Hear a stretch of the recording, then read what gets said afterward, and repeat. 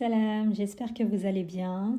Bienvenue sur ma chaîne. Aujourd'hui, je vous propose une délicieuse recette de brioche, moelleuse, filante et surtout facile à réaliser. Pour les ingrédients, nous aurons besoin de 500 g de farine, 250 ml de lait tiède, 80 g de sucre, un sachet de sucre vanillé, un œuf, 80 g d'huile tournesol, 10 g de levure instantanée, une cuillère à soupe de lait et une pincée de sel. Je vais commencer par mettre la farine.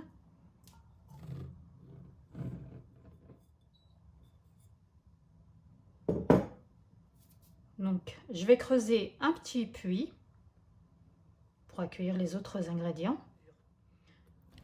J'ajoute le lait tiède, la levure instantanée,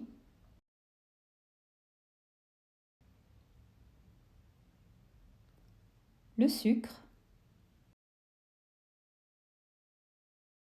le sucre vanillé, le blanc de mon œuf, j'ai gardé le jaune pour le badigeonnage, l'huile,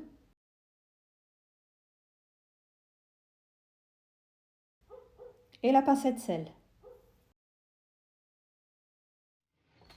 Je mélange à l'aide d'un pétrin, 2 à 5 minutes, pas plus, le temps que la pâte devienne homogène.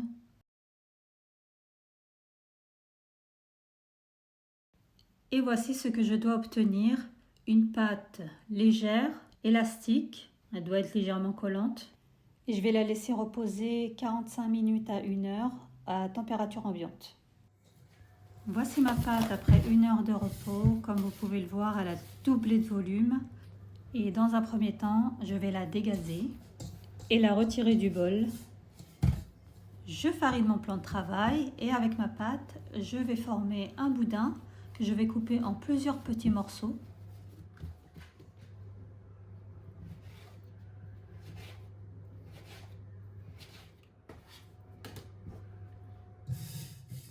Dans le creux de ma main, je vais former des petites boules que j'ai pesées au préalable, 60 g environ chacune.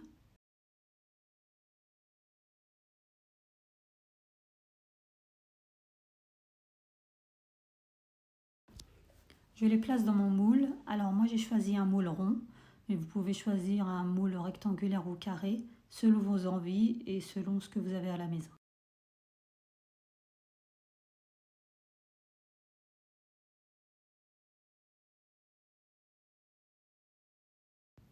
Maintenant, je vais couvrir et laisser reposer entre 20 et 30 minutes dans un endroit chaud.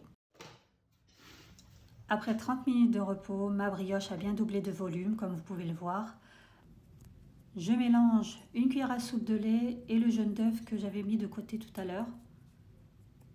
Et je badigeonne ma brioche généreusement.